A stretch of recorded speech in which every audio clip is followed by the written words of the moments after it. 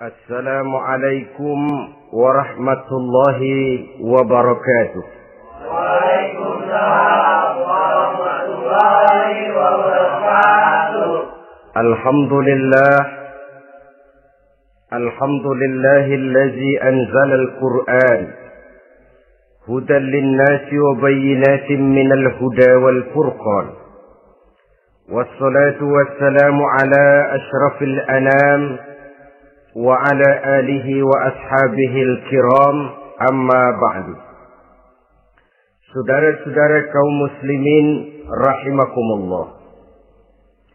Setiap penganut agama di dunia ini mempunyai sesuatu kitab yang dianggapnya sebagai kitab suci. Orang Hindu punya kitab Weda. Orang Buddha punya kitab Tripitaka. Yahudi mempunyai Taurat. Nasrani mempunyai Injil. Penganut Konghucu punya kitab Tao Te Ching.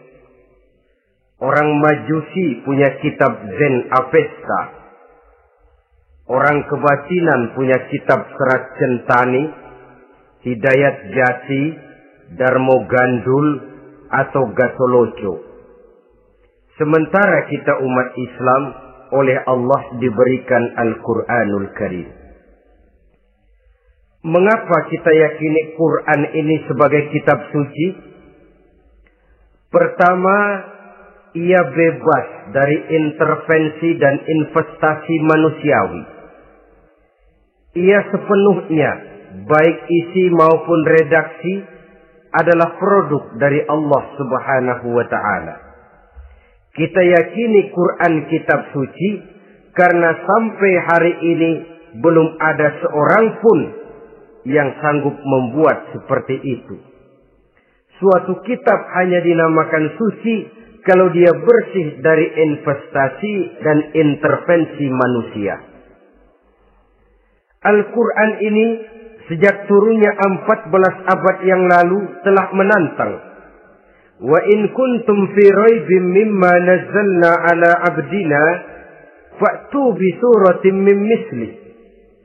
Apabila kamu ragu-ragu terhadap kebenaran Quran yang kami turunkan kepada hamba kami Muhammad, atau kamu menyangka Quran itu cuma bikinan Muhammad saja, cobalah kamu buat satu surah saja semacam Al-Quran.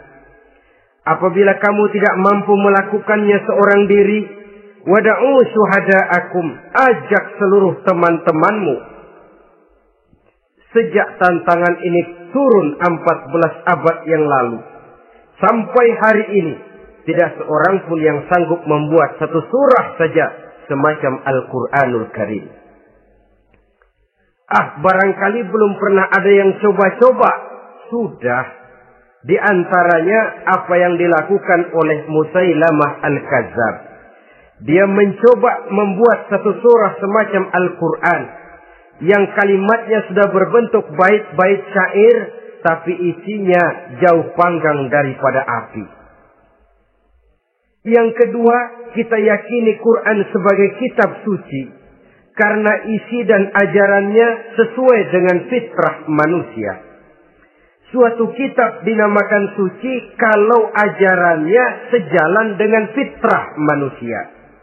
Misalnya, manusia secara fitrah, kalau dia laki-laki, normal nafsu kepada perempuan. Itu fitrah. Perempuan suka kepada laki-laki. Itu fitrah. Kalau ada kitab suci, tapi melarang manusia untuk kawin, kesuciannya perlu diselidiki. Quran kitab suci sejalan dengan fitrah manusia, maka ia menganjurkan manusia yang mampu untuk melangsungkan perkawinan. Contoh lain, secara fitrah manusia perlu makan. Kalau ada kitab suci yang melarang manusia puasa saja siang malam terus menerus, itu kan sama juga nyuruh orang mati. Quran sesuai dengan fitrah manusia. Maka dalam Islam puasa wisol, puasa ngableng, apa itu istilahnya, puasa nyambung, Dari pagi sampai sore, sampai malam, sampai pagi lagi puasa terus. Bukan saja tidak boleh, malah haram hukumnya. Kenapa? Itu bertentangan dengan fitrah manusia. Yang ketiga, kita yakini Quran sebagai kitab suci karena isinya tidak kontroversial. Isinya tidak saling bertentangan satu sama lain. Di ayat manapun, Quran mengajarkan Allah itu Esa. Satu kali dia berkata haram, dia akan tetap berkata haram. Isinya tidak kontroversial. Sebab kalau ada kitab suci, di satu pihak mengajarkan Tuhan Esa, di lain ayat mengajarkan Tuhan 3, di lain ayat lagi mengajarkan Tuhan 4, kitab kacau namanya. Bagaimana suatu kitab bernama suci kalau isinya kontroversial satu dengan lainnya? Dari 3 kriteria inilah kita yakini Quran sebagai kitab suci. Masalah yang akan kita bicarakan pada pertemuan kita kali ini, bagaimana sikap kita terhadap Al-Quranul Karim sebagai kitab suci. Berangkat dari sebuah hadis di mana Rasulullah Sallallahu Alaihi Wasallam pernah memberikan tawaran. Beliau bersabda, "Man ja'ala al-Qur'ana amamahu qadahu ilal jannah, wa man ja'ala al-Qur'ana khalfahu saqahu ilan nar." Siapa yang menjadikan Quran sebagai imam, maka Quran akan membimbing dia ke dalam surga. Tetapi siapa yang menjadikan Quran sebagai makmum, maka Quran akan mendorong dia ke dalam neraka. Pilihan terserah kita. Siapa yang menjadikan Quran sebagai imam, ditempatkannya Al-Quran di depan, dia ikuti petunjuk dan ajaran Al-Quran, maka Quran akan membimbing dia ke surga. Surga dunia, lebih-lebih lagi surga akhirat. Tetapi sebaliknya, siapa yang menempatkan Quran di belakangnya, dia belakangi Al-Quran, dia belakangi perintah dan ajaran-ajaran Al-Quran, dia perturutkan hawa nafsunya dalam kehidupan ini, maka Quran akan mendorong dia ke dalam neraka. Ya, neraka dunia, lebih-lebih lagi neraka akhirat. Pilihan terserah kita. Saya mau tanya, kira-kira Quran dalam hidup kita jadi imam apa jadi makmum? Imam apa makmum? Kalau Quran jadi imam, artinya kita umat Islam jadi makmum. Resiko dan logika tentu. Makmum harus ngikuti imam. Imam takbir, makmum takbir. Imam ruku, makmum ruku. Imam sujud, makmum sujud. Imam tahiyat, makmum tahiyat. Itu namanya Quran jadi imam, kita jadi makmum. Artinya dalam terjemahannya pada kehidupan, kalau merah kata Quran, merah kita kata. Hijau kata Quran, hijau kita bilang. Ke barat kata Quran, ke barat kita pergi. Ke timur kata Quran, ke timur kita berangkat. Halal kata Quran, halal kata kita. Haram kata Quran, haram kita bilang. Itu Quran imam, kita makmum. Nyatanya kadang-kadang kontras. Nyatanya kadang-kadang paradok. Merah kata Quran, hijau dong kata kita. Halal kata Quran, remeng-remeng kata kita. Ke barat kata Quran, ke timur kita pergi. Dalam praktek kita mau jadi makmum, Quran kita suruh jadi imam. Kita sesuaikan Quran dengan selera kita. Mana-mana ayat yang menguntungkan, mana ayat yang sesuai dengan mau kita, itu yang kita baca kuat-kuat. Itu yang kita canangkan ke tengah masyarakat ramai. Tapi manakala Quran itu bertentangan dengan nafsu kita, bertentangan dengan gaya dan kepribadian kita, kita umpetin itu Quran. Kalau kita cuma umpetin lumayan, kadang-kadang kita tuduh Quran ketinggalan zaman. Kita anggap Quran tidak relevan lagi dengan situasi dan kondisi. Kalau sudah begitu, sudah menyeberang terlalu jauh namanya. Saudara-saudara kaum muslimin rahimakumullah. Inilah makna hadis Nabi yang diriwayatkan dari Imam Ali bin Abi Thalib, bersabda Rasul, "Man qara'al Qur'ana fastazharahu fa ahalla halalahu wa harrama haramahu adkhalahul jannah." Barang siapa yang membaca Al-Quran lalu memperhatikannya, kemudian menghalalkan yang halal dan mengharamkan yang haram, maka Allah akan memasukkan orang itu ke dalam surga. Ya surga dunia, ya surga akhirat. Apabila kita renungi hadis ini, maka untuk berimam kepada Al-Quran ada 3 jalan utama yang harus kita laksanakan. Pertama, dari kalimat man qara'al Qur'an, barang siapa yang membaca Al-Quran. Ini artinya siapa yang ingin menjadikan Quran sebagai imam di dalam kehidupan, jalan pertama yang harus ditempuhnya menanamkan kegemaran membaca Al-Quranul Karim. Al-Quran gharibun fima baina qaumin la yaqra'una. Quran akan jadi asing, Quran akan jadi aneh kalau terletak di tengah rumah orang Islam yang tidak suka membaca Al-Quranul Karim. Jadi langkah pertama, tanamkan kegemaran membaca Al-Quran. Saya tidak menyalahkan kalau remaja kita gandrung kepada Stevie Wonder. Baik kalau mereka senang kepada suara emasnya Michael Jackson atau suaranya Madonna.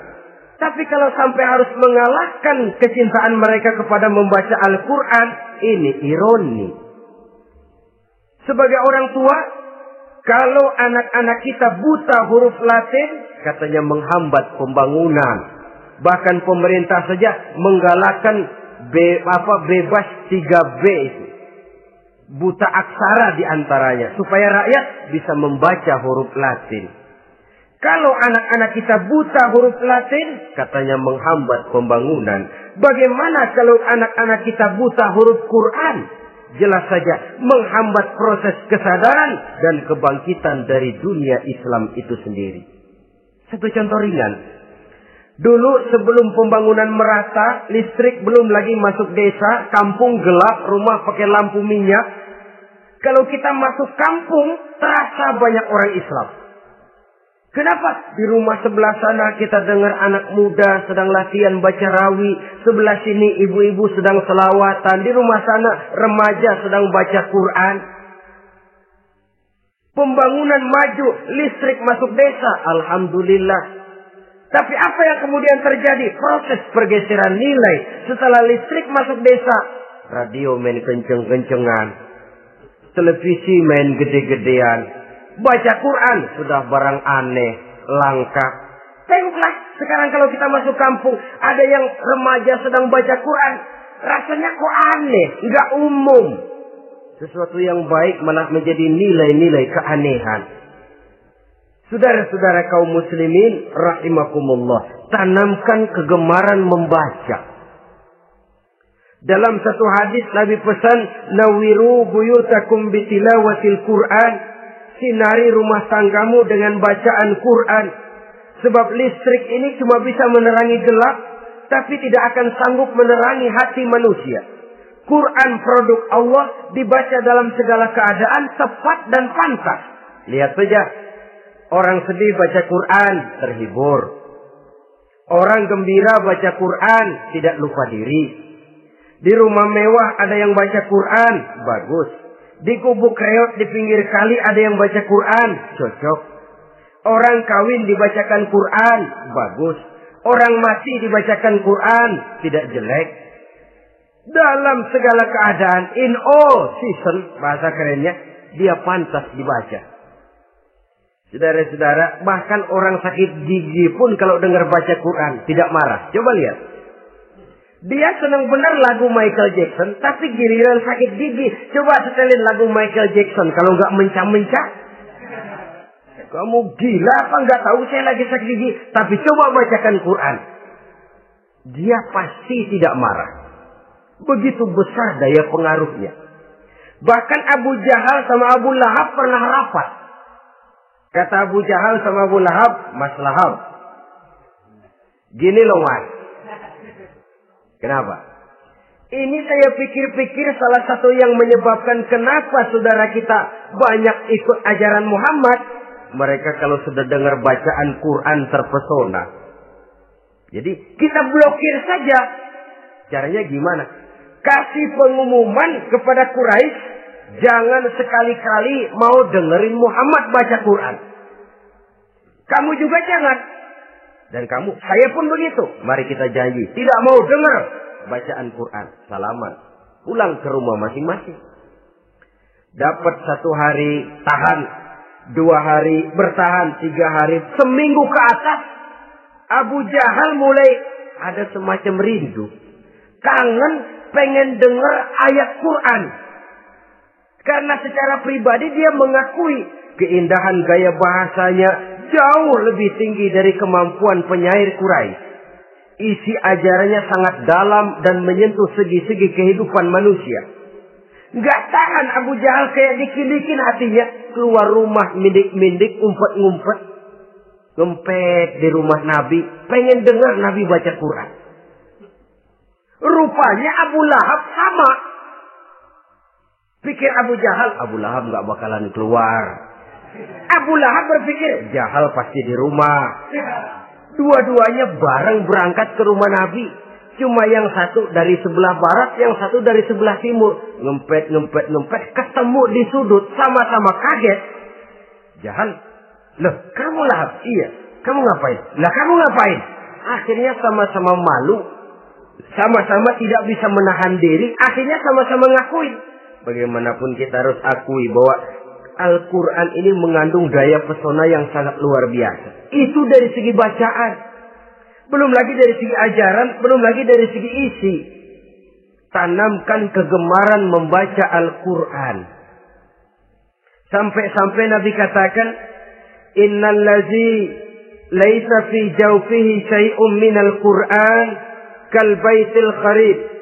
Orang yang dari tenggorokannya belum pernah keluar ayat Quran barang sepotong pun, belum pernah ngaji barang seayat pun, itu orang kata Nabi kal baitil kharib, kayak rumah kosong. Rumah kan kalau kosong biar bagus, mewah, besar, perabotannya lengkap. Kalau kosong angker. Setan kuntilanak memedi betah benar di situ. Saudara-saudara kaum muslimin rahimakumullah. Dalam satu percontohan Nabi mengatakan begini. Masalul mu'minil ladzi yaqra'ul Qur'an kamasalil utrujah. Rihuha thayyibun wa ta'muha thayyibun. Orang mukmin yang suka membaca Quran adalah ibarat buah utrujah. Baunya wangi, rasanya lezat. Kira-kira kalau di negeri kita buah apa utrujah itu? Semacam jeruk yang manis lah. Sudah baunya wangi, rasanya enak. Itu buah itu. Orang mukmin yang suka baca Quran kayak buah itu. Baunya wangi, rasanya enak. Artinya syiarnya hidup, isinya memang orang mukmin. Sebaliknya, wa masalul mu'minil ladzi la yaqra'ul Qur'an kamasalit tamrah la riha laha wa ta'muha hulwun. Orang mukmin yang tidak suka baca Quran kayak korma. Rasanya emang manis, cuman kagak ada baunya. Artinya apa? Syiarnya kurang. Kalau orang belum tapi kenal kan kagak mau makan korma. Kenapa? Nggak ada baunya. Daya tariknya kurang walaupun rasanya enak. Kalau daya tariknya nggak ada, kan nggak ada iklannya, tidak ada syiarnya. Itu orang mukmin yang tidak suka membaca Quran. Ibarat buah, nggak ada baunya, walaupun rasanya enak. Orang kurang tergerak, kurang syiar, kurang daya tarik. Sebaliknya, wa masalul munafiq allazi yaqra'ul Quran kamasalir raihanah. Rihuha thayyibun wa ta'muha murrun. Orang munafik yang suka baca Quran seperti buah raihanah. Apa itu? Baunya wangi, rasanya pahit. Orang munafik baca Quran kayak buah itu. Baunya sih enak, cuman rasanya pahit. Ya munafik baca Quran. Syiarnya sih lumayan, daya tariknya hebat, isinya munafik. Nah, paling jelek orang munafik yang nggak suka baca Quran. Wa masalul munafiqil ladzi la yaqra'ul Qur'an kamasalil hanzalah. Laisa laha rihun wa ta'muha murrun. Orang munafik yang tidak suka baca Quran seperti buah hanzalah, sudah enggak ada baunya, rasanya pahit lagi. Kalau buah pacek kali. Udah baunya kagak ada, kalau dimakan bikin orang celeng. Saudara-saudara kaum muslimin rahimakumullah, tanamkan kegemaran membaca Al-Qur'an, karena membaca Al-Qur'an merupakan ibadah yang besar. Bahkan kata Nabi, afdalu ibadati abdi qiraatul Qur'an. Nilai ibadah yang paling baik dari hambaku adalah ibadah membaca Al-Qur'an. Dalam sholat pahalanya lebih besar di luar sholat daripada di luar sholat. Dengan wudu pahalanya lebih besar daripada tanpa wudu. Mengerti pahalanya lebih besar daripada tidak mengerti. Tapi tidak mengerti pun jangankan membaca, mendengar saja orang baca Quran dengan baik sudah didoakan untuk mendapat rahmat. Berpahala mendengar bacaan Al-Quran walaupun tidak mengerti. Apalagi membaca sendiri, apalagi mengerti apa yang kita baca. Tentu pahala itu akan jauh lebih besar. Ini yang pertama. Tanamkan kegemaran membaca Al-Quranul Karim. Yang kedua, dalam hadis tadi, fastazharuhu. Man qara'al Qur'ana fastazharuhu. Siapa yang membaca Al-Quran kemudian memperhatikannya. Jadi kalau kita mau berimam kepada Al-Quran, setelah menanamkan kegemaran membaca, yang kedua, perhatikan, pahami isinya. Jangan seperti monyet pakai mahkota, ketawa girang, cengengesan, tapi dia tidak tahu arti kebesaran mahkota yang disandangnya. Bangga dengan Al-Quran, tapi apa kandungannya kita tidak mengerti. Untuk memahami Al-Quran ini, caranya bagaimana? Tentu mudah saja. Seperti contoh, kalau kita ingin mengerti caranya bikin tahu, jangan bertanya kepada montir mobil. Montir mobil ahli betul urusan mesin. Tapi kalau urusan tahu, tanya dong tukang tahu. Untuk mengerti rahasia dan seluk-beluk Al-Quran, kita harus bertanya kepada orang yang memahami seluk-beluk Al-Quran. Para ulama, para kiai, para ustadz, yang kita tahu kualitas keilmuannya, kita yakini loyalitas dan integritasnya kepada Islam ini. Kenapa? Ayat-ayat Quran itu elastis.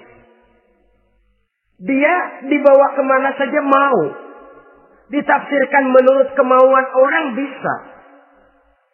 Paling celaka kalau yang belajar tidak punya dasar, yang mengajar punya maksud lain. Sesat dan menyesatkan. Yang ngajar punya nafsu ambisi, yang belajar tikus budek, yang memang tidak punya dasar apa-apa.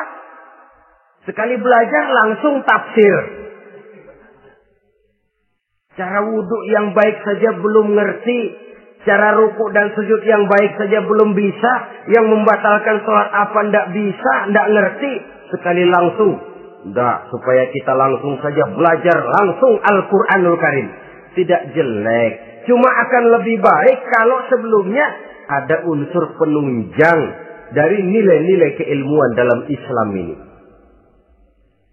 Disinilah perlunya menghidupkan majelis-majelis taklim. Sebab kalau Al-Quran hanya dipahami dan dikutak-kutik menurut maunya rasio saja, kekuatan rasio terbatas.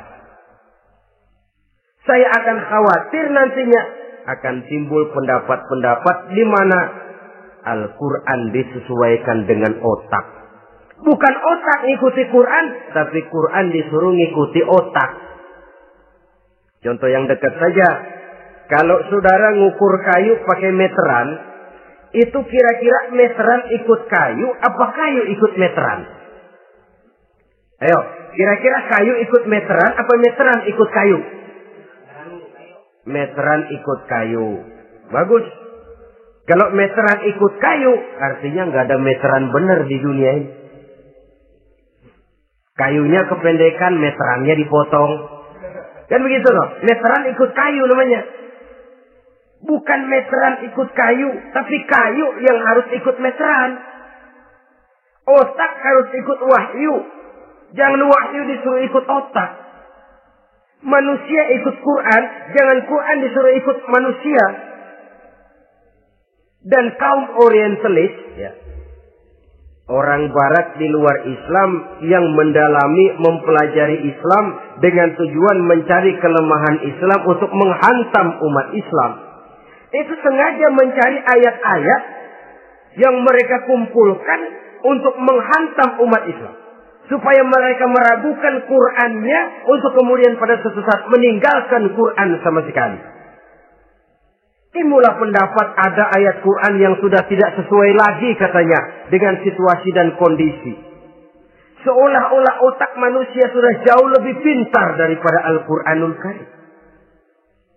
Saudara-saudara kaum muslimin rahimakumullah. Inilah yang kita berlindung dari Allah.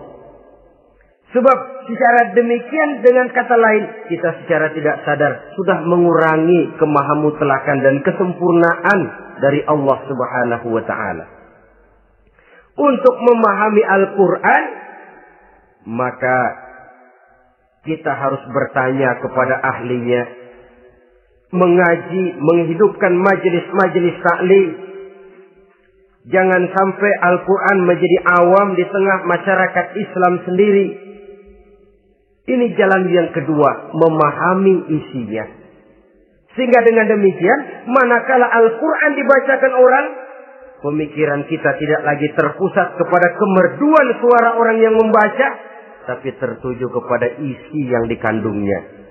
Sehingga dalam kondisi semacam itu, boleh jadi tiap kali dibacakan Al-Quran, nilai iman makin tambah. Kita dengar orang baca, Alam tara kaifa fa'ala rabbuka bi ashabil fil. Terbayang oleh kita bagaimana Raja Abrahat dengan pasukannya mau menghancurkan Ka'bah. Bagi Allah cukup menurunkan burung ababil, hancur lebur Abrahat, raja besar dengan seluruh pasukan gajahnya, berantakan dibuatnya cuma dengan burung ababil. Allah Maha Besar, Allah Maha Kuasa. Tambah iman. Kalau tidak, ya seperti yang banyak terjadi. Quran menceritakan azab, kita malah kesenangan. Walakum azabun alim. Kamu akan mendapat azab yang pedih. Kita teriak di pojokan, toyib, toyib. Allah, alhamdulillah. Digambarkan azab malah baik-baik. Bahwa kita suka, kita gemar kepada bacaan Quran dengan suara yang merdu, alhamdulillah. Akan lebih baik lagi kalau kita mengerti apa yang dibacanya. Sebab perintah membaca tersirat makna perintah untuk memahami. Perintah memahami tersirat makna untuk mengamalkan. Dengan kata lain, kita hanya bisa mengamalkan Quran dengan baik kalau kita mengerti isinya. Kita hanya bisa mengerti isinya kalau kita rajin membacanya. Baik membaca yang tersirat, baik membaca yang tersurat dengan petunjuk para alim ulama, para kiai, dan orang-orang yang ahli di bidang itu. Saudara-saudara kaum muslimin rahimakumullah. Inilah jalan kedua. Upayakan memahami isinya. Hidupkan kajian-kajian agama. Hidupkan majelis-majelis taklim. Jangan sampai Al-Quran asing di hati kita sendiri. Jangan sampai kita awam terhadap makna kandungan dan ajaran Al-Quran. Sementara kita yakini bahwa dialah yang akan bisa membimbing kita menuju kebahagiaan sejak dari dunia sampai ke akhirat nanti.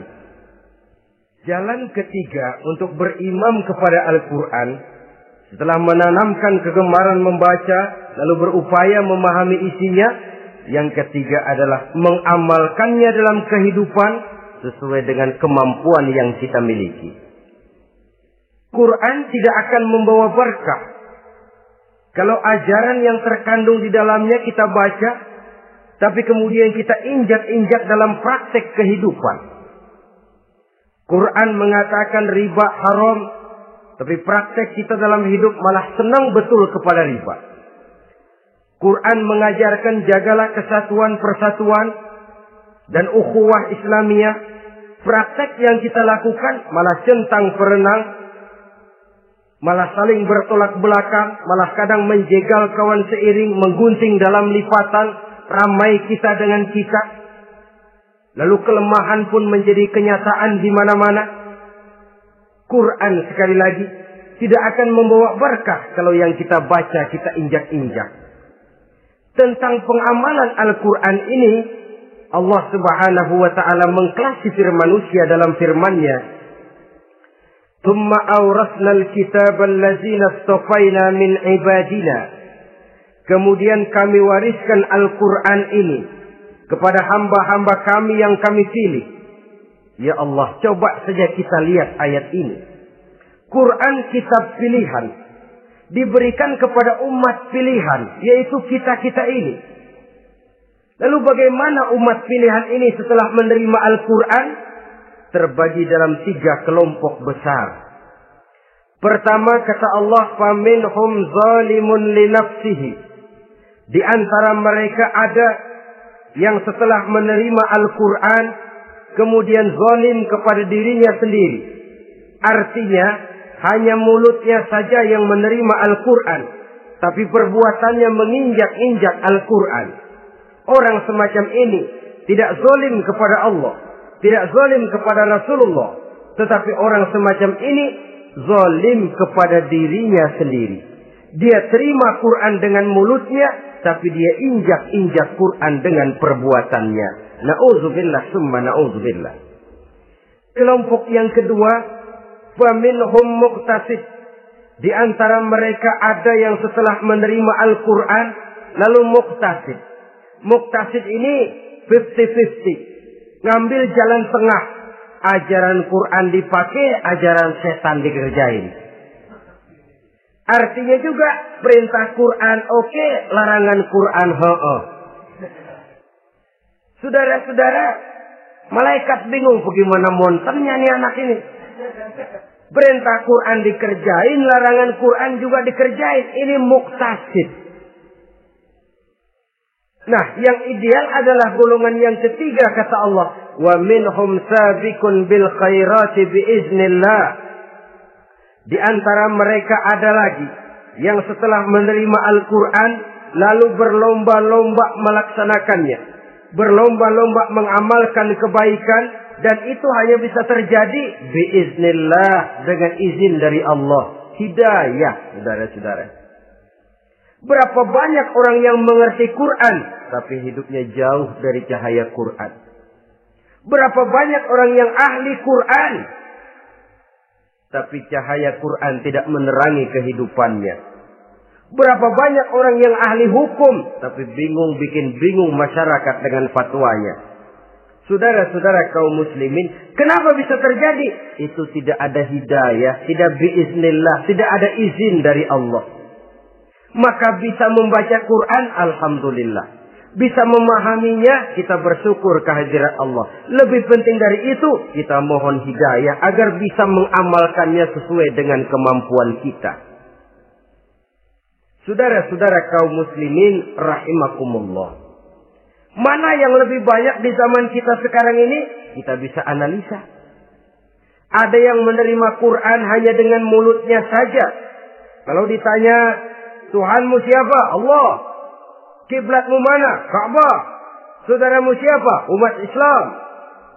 Kitab sucimu apa? Quran. Kamu bisa baca? Enggak. Ya, kalau cuma enggak bisa baca, barangkali kadang-kadang Quran saja pun tidak punya. Ini yang ironi, ini yang menyedihkan. Saudara-saudara kaum muslimin rahimakumullah. Tanpa melaksanakan konsepsi Al-Quran di dalam kehidupan, maka kesenangan kita membacanya, pengertian kita tentang Al-Quran barangkali tidak akan bisa berbuat terlalu banyak di dalam kehidupan. Maka sekarang ini sudah ada terjemahan Quran dalam bahasa Indonesia, dalam bahasa daerah, dalam bahasa Inggris, Belanda, bahkan Jerman, yang masih harus terus dan selalu ditingkatkan terjemahan Quran di dalam kehidupan. Dengan kata lain, kita umat Islam menunggal dengan Quran kita. Jangan cuma jadi kebanggaan Islam tinggi, tidak ada yang lebih tinggi dari Islam. Quran kitab suci, tidak ada yang bisa menandinginya. Qurannya, tapi umatnya, kadang-kadang kita ini jauh panggang daripada api. Kita bersyukur musabaqah tilawatil Quran dihidupkan dengan biaya bermiliar rupiah. Sejak dari tingkat kelurahan, kecamatan, wali kota, provinsi, sampai kepada tingkat nasional. Untuk menanamkan kegemaran membaca Quran. Setelah itu, hendaknya diadakan peningkatan dengan upaya memahaminya. Sehingga pada suatu saat, boleh kita adakan musabaqah pengamalan Quran. Hadiahnya sudah langsung dari Allah sendiri. Ini yang kita perlu berlomba. Berlomba mengamalkan ajaran Quran. Sabiqun bil khairat. Berlomba mengamalkan ajaran-ajaran Al-Quranul Karim. Nah, oleh karena Al-Quran ini dalam bentuknya yang umum kadang-kadang hanya menjelaskan satu persoalan secara global, kita memerlukan tuntunan sunnah dari Rasulullah Sallallahu Alaihi Wasallam. Umpamanya, Quran hanya mengajarkan aqimis sholat, dirikan sholat. Caranya bagaimana? Tidak ada cara sholat dalam Quran. Dari mana kita tahu cara sholat? Dari sunnah. Itu sebabnya selain Al-Quran sebagai sumber utama, kita memerlukan sunnah. Bahwa sholat pakai takbiratul ihram di Quran tidak ada. Bahwa sholat pakai tahiyat dalam Quran tidak ada. Jadi kalau orang cuma Quran saja, tidak ada sunnah itu, ya bagaimana kita bisa sholat? Quran cuma mengatakan wa atimul hajja wal umrata lillah, laksanakan haji dan umrah karena Allah. Bagaimana manasik haji? Bagaimana cara sa'i? Bagaimana cara wukuf? Bagaimana cara melontar? Tidak ada dalam Quran. Yang memuat itu tidak lain sunnah. Untuk memahami Quran dan sunnah ini, kita memerlukan orang yang menguasai Quran dan sunnah. Oleh karena itu, kita perlu petunjuk kepada para ulama. Itu sebabnya Quran sendiri mengatakan, wa in tanaza'tum fi syai'in farudduhu ila Allahi wa rasulih. Apabila kamu berbeda pendapat tentang suatu persoalan, kembalikan kepada Allah dan Rasulnya. Kembalikan kepada Allah artinya kembalikan kepada Quran. Kembalikan kepada Rasul maksudnya kembalikan kepada sunnah. Siapa yang mengerti Quran dan sunnah? Para ulama yang kualitas ilmunya kita yakini, loyalitas dan kredibilitas serta integritas keislamannya bisa menjadi panutan. Saudara-saudara kaum muslimin rahimakumullah. Dengan demikian, kalau orang berkata langsung saja memahami Quran, sekarang kan sudah banyak terjemahannya, tidak usah lewat ulama-ulamaan. Saya tidak mencela, cuma agak mengkhawatirkan. Kalau dia memahami Quran cuma sekedar lewat terjemahannya saja, sangat mungkin jadi dia bisa salah paham. Kita memerlukan bantuan sunnah, kita memerlukan petunjuk para ulama yang menguasai di bidang itu. Kembalikan kepada Quran dan sunnah, artinya bertanya kepada orang yang memahami Quran dan sunnah. Loh, dengan begitu kan akan terjadi perbedaan pendapat. Perbedaan pendapat sesuatu yang halal sepanjang tidak menyebabkan kita berpecah belah. Halal berbeda pendapat. Asal diletakkan pada proporsinya. Apalagi kalau perbedaan pendapat itu cuma masalah teknis, bukan masalah prinsip. Kenapa tidak pulang saja kepada tuntunan Quran? Lana a'maluna walakum a'malukum. Kami akan mengamalkan amalan yang kami yakini benarnya. Saudara persilahkan mengamalkan amalan yang saudara yakini benarnya. Sama-sama punya alasan, sama-sama punya dalil. Tidak usah saling menyalahkan. Tidak usah saling mengklaim, merasa yang paling benar, orang lain salah semua. Kemukakan argumen, jangan sentimen. Harus dengan semangat mencari kebenaran, bukan untuk mencapai kemenangan. Kalau sentimen lebih penting dari argumen, kalau kemenangan lebih diutamakan dari mencari kebenaran, yang berlaku kadang-kadang gengsi. Kalau sudah gengsi, yang bicara emosi. Kalau sudah emosi, istilah kita di kampung, ngambek. Gedean ilmunya sama ambeknya. Kadang-kadang, saya kalau nggak jadi imam, nggak mau sembahyang di situ. Kalau nggak jadi imam, orang lain dianggapnya kagak sah sembahyangnya. Pokoknya kalau nggak ngaji sama saya, Islamnya kurang benar. Mengklaim. Perbedaan pendapat wajar, halal, asal tidak menyebabkan kita berpecah belah. Dan sewajarnya kita lebih berusaha mencari titik pertemuan, memperbesar persamaan, dan bukan mengutak-utik perbedaan. Kadang-kadang inilah penyakit kita nih. Satu kunut, satu tidak sembahyang subuhnya. Bisa RT. Satu usoli, satu tidak, bisa RW. Satu azan sekali Jumatan, satu dua kali, bikin masjid lagi. Kenapa bukan persamaannya yang dicari? Kenapa justru perbedaannya yang diperbesar? Yang masalah macam ini sampai kiamat tidak pernah selesai. Kan lebih baik kalau kita ditanya orang, Pak, sholat subuh itu pakai kunut apa tidak sih? Kalau saya pakai.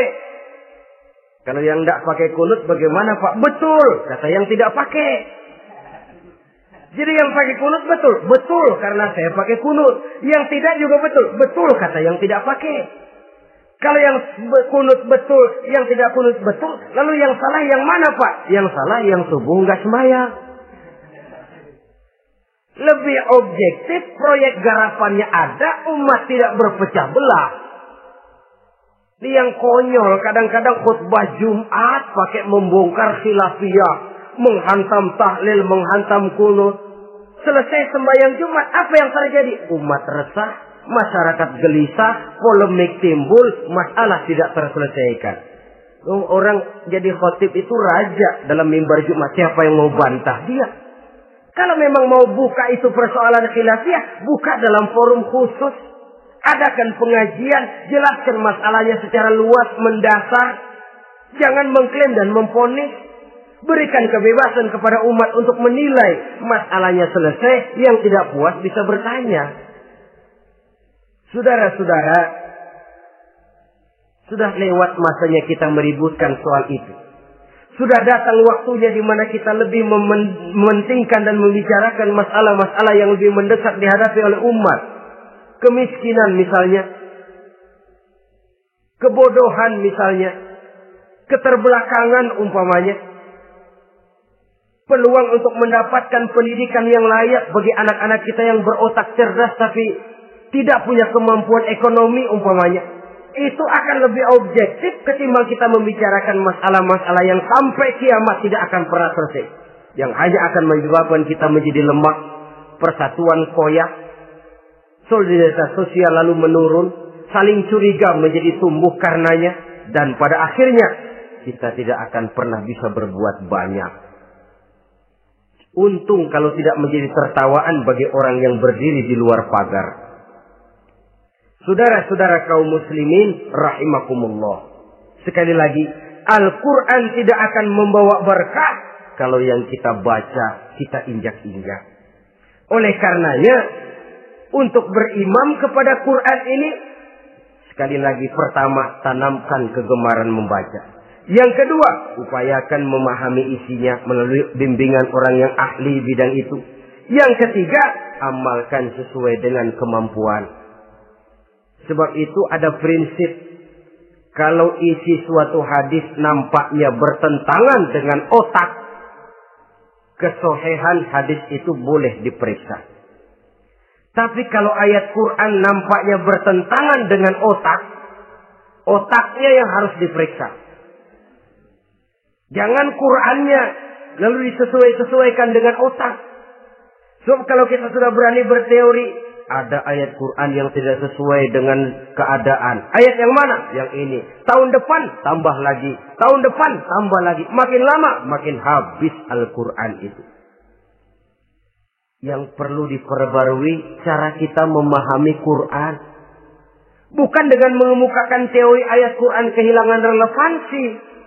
Cara kita memahami barangkali yang kurang relevan. Dalam situasi, dalam konteksnya dengan situasi dan kondisi. Jangan lupa, Al-Quran ini kan untuk semua umur. Dia bisa dipahami secara filosofis. Dia bisa dipahami dengan kacamata orang awam. Tingkat kemampuan berpikir orang tidak semuanya sama. Kalau semua orang kita mau ajak berfilsafat, merenung dalam-dalam, menerawang tinggi-tinggi, ialah buat mereka yang terjangkau oleh perguruan tinggi. Tapi buat saudara-saudara kita, pedagang-pedagang kecil, petani di desa-desa terpencil, remaja-remaja yang jauh dari sentuhan teknologi canggih, sanggupkah mereka berpikir filosofis? Sementara mereka merupakan bagian terbesar dari kondisi umat ini. Saudara-saudara kaum muslimin, oleh karenanya ditentang membaca, memahami dan mengamalkan, Rasulullah Sallallahu Alaihi Wasallam pernah memberikan sugesti. Beliau bersabda, "In aradtum aisas su'ada," apabila kamu menginginkan kehidupan yang bahagia, hidup seperti hidupnya orang-orang yang bahagia. Dan tentu ini keinginan kita semua. Wa mautas syuhada, dan menginginkan mati sebagai matinya para syuhada, para pahlawan pembela agama, orang yang mati syahid. Wah, ini sudah tidak duanya ini. Hidup mulia, mati syahid. Dapat dua-duanya. Wan najata yaumal hasri, dan ingin mendapat keselamatan pada hari hasyar, hari pengumpulan manusia di padang mahsyar. Wazilla yaumal harri, dan mendapat perlindungan dari Allah pada hari yang sangat panas. Wal huda minadh dhalalah, dan mendapat petunjuk dari kesesatan. Nah, ini keinginan semua orang. Kan yang kita cari apa sih? Hidup bahagia. Biar ndak kaya asal bahagia, sudah enak. Lalu apa lagi? Matinya sebagai syahid. Kemudian di hari pengumpulan nanti mendapat keselamatan. Lalu pada saat orang lain kepanasan kita mendapat perlindungan. Kemudian orang lain kebingungan kita mendapat petunjuk. Kalau ini yang diinginkan kata Nabi, resepnya fa'adimu qiraatal Quran. Maka lazimkan, biasakan olehmu membaca Quran. Tidak ada terlambat. Idealnya memang dari kecil, sebab lidah kalau sudah kaku berat. Disuruh baca innallaha laghaniyun hamid. Lidahnya berat. Innallaha lampuniyun hamid. Lampuniyun. Laghaniyun jadi lampuniyun. Lidah itu kalau sudah berat ya memang berat. Disuruh baca ya bani Israel. Lidahnya berat. Ya bini Siroil. Jadi ya bini Siroil. Saudara-saudara, idealnya memang dibiasakan dari kecil supaya lidah itu ringan. Kalau tidak ada istilah terlambat. Saya malu Pak, belajar alif-alifan udah gede. Ya jangan alif-alifan, alif beneran. Alif-alifan kapan bisa ya?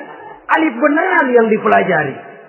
Tidak ada istilah terlambat, tidak ada istilah malu untuk belajar Al-Quran ini.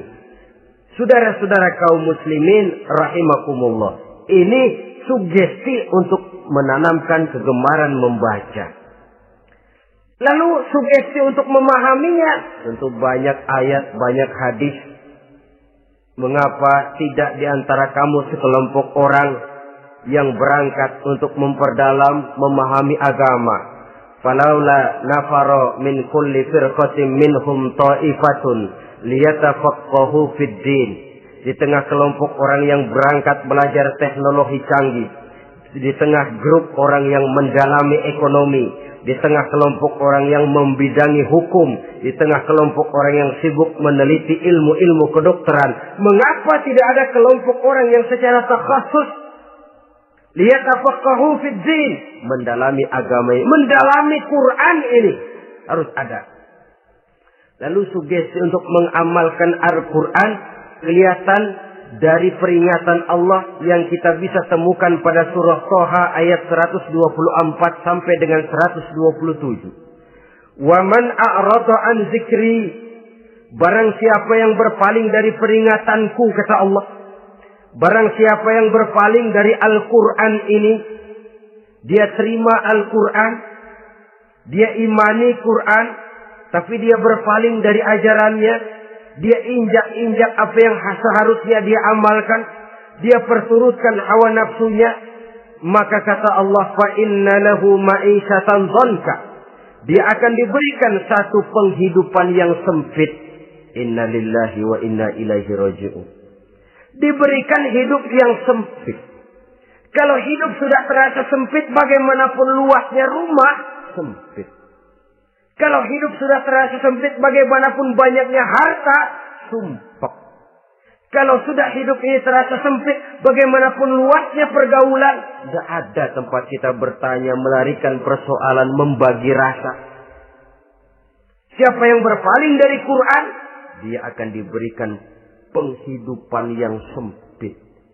Bukan dagangnya tidak untung, bukan kerjanya tidak digaji, tapi kesempitan hati lebih bahaya loh dari kesempitan ekonomi. Itu di dunia. Di akhirat, wa nahsyuruhu yaumal qiyamati a'ma. Di akhirat nanti dia akan dikumpulkan oleh Allah dalam keadaan buta. Ya Allah, ya Rasul. Padahal ke akhirat kita baru tumben.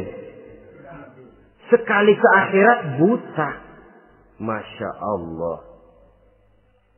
Di tempat kita lahir saja, kalau tadinya kita melihat, tahu-tahu menjadi buta, kita bingung. Padahal jalan sudah pernah kita lihat, arah sudah pernah kita tahu. Bagaimana di padang mahsyar nanti? Kemana jalan yang akan ditempuh? Kepada siapa kita hendak bertanya? Mana teman, mana istri, mana anak? Buta pula kita. Satu kesengsaraan yang merupakan puncak kesengsaraan. Dikala itu orang yang semacam tadi protes. Rabbi, lima hasyartani a'ma wa qad kuntu basira. Wahai Allah, kenapa hari ini saya dikumpulkan dalam keadaan buta? Padahal ketika di dunia dulu saya melihat, saya menyaksikan gunung yang menjulang tinggi ke angkasa. Saya melihat lautan yang luas terhampar biru membentang. Saya saksikan tanah, sawah luas menguning. Saya saksikan keindahan alam. Di dunia saya melihat Allah. Kenapa sekarang saya dikumpulkan dalam keadaan begini? Protes dia, tidak terima dia. Allah jawab, kadzalika atatka ayatuna fanasisaha. Kata Allah, begitulah memang. Dahulunya waktu di dunia telah datang ayat-ayat kami kepadamu. Telah turun Al-Quran. Telah datang agama. Fanasisaha. Tapi kamu lupakan dia. Kamu lupakan Quran. Kamu lupakan Islam. Datang ayat, turun Quran, turun agama. Kamu belaga pilon. Kamu belaga enggak tahu. Wa kadzalikal yauma tunsa. Maka hari ini pun begitulah kamu dilupakan.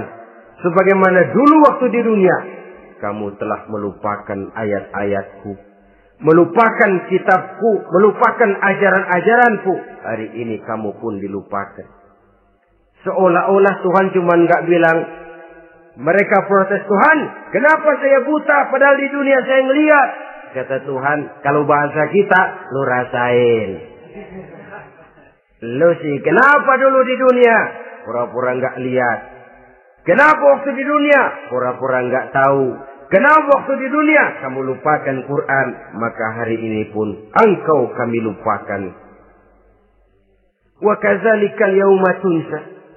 Wa kadzalika najzi man asrafa wa lam yu'min bi ayati rabbih wal azabul akhirati asyaddu wa abqa. Demikianlah kami membalas orang yang berlebih-lebihan, orang yang melampaui batas dan tidak mau beriman kepada ayat-ayat Tuhannya, dan sungguh siksa akhirat itu lebih dahsyat dan lebih kekal. Siksa dunia mungkin kelaparan, kekurangan ekonomi, kekurangan pakaian, tapi berapa hari paling lama seumur manusia? 70 tahun umur kita, ya paling lama begitulah. Tapi siksa akhirat, kesengsaraan akhirat, kesengsaraan neraka, asyaddu wa abqa, lebih dahsyat dan lebih kekal.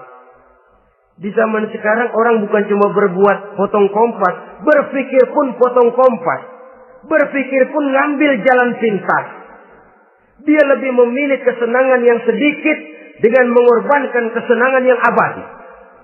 Dia mengejar surga yang sebentar dengan menghancurkan surga yang kekal. Dicarinya surga dunia, hidup cukup, rumah bagus, makan bagus, pakaian bagus, istri bagus, dengan menghalalkan segala macam cara, berpaling daripada kehidupan agama, lalu menginjak-injak Al-Quranul Karim. Kita berlindung kepada Allah, jangan sampai dimasukkan dalam kelompok yang di akhirat nanti dibangkitkan dalam keadaan buta. Na'udzubillah summa na'udzubillah. Di sini kita terkesan dengan apa yang dikatakan Sayyid Muhammad Abduh, al-Islam mahjubun bil muslimin. Kebesaran Islam kadang-kadang tertutup oleh tingkah laku umat Islam sendiri. Keluhuran dan kesempurnaan Al-Quran tertutup oleh kebodohan umat Islam. Sedangkan untuk mengungkapkan rahasia Al-Quran ini diperlukan keahlian yang kompleks. Saudara yang di Fakultas Teknik belajar teknologi, ungkap buka rahasia Quran di bidang teknologi. Saudara yang di bidang kedokteran, ungkap buka rahasia Al-Quran di bidang kedokteran. Saudara yang ahli geologi, pelajari struktur kulit bumi dengan mengungkap rahasia Al-Quran. Sehingga pengkajian kita tentang teknologi, pengkajian kita tentang angkasa luar, pengkajian kita tentang anatomi manusia akan berakhir kepada subhanaka ma khalaqta hadza batila. Ya Allah, tidak satu pun yang Engkau ciptakan ini sia-sia. Perut bumi mengandung minyak, timah, kekayaan yang berharga untuk manusia. Mempelajari angkasa luar bisa memahami musim dan menyelamatkan manusia. Mempelajari rimba belantara, teknologi canggih, akhirnya akan memperkuat nilai-nilai iman. Menerjemahkan ajaran Quran lewat disiplin ilmu yang kita kuasai masing-masing, untuk kemudian bekerja sama bahu-membahu dalam rangka mengimani Al-Quran, mengamalkan Al-Quran, dan mengawal keluhuran Al-Quranul Karim yang atas dasar tuntunannya kita hidup, untuknya kita berjuang, dan dalam bimbingannya kita ingin kembali menghadap Allah Subhanahu wa Ta'ala. Inilah pertemuan yang singkat ini. Mudah-mudahan kita diberikan kekuatan oleh Allah untuk berimam kepada Al-Quran, menjadikannya sebagai pedoman utama di dalam kehidupan kita. Terima kasih atas segala perhatian. Mohon maaf atas segala kekurangan. Usikum wa nafsi bitaqwallah. Wassalamualaikum warahmatullahi wabarakatuh.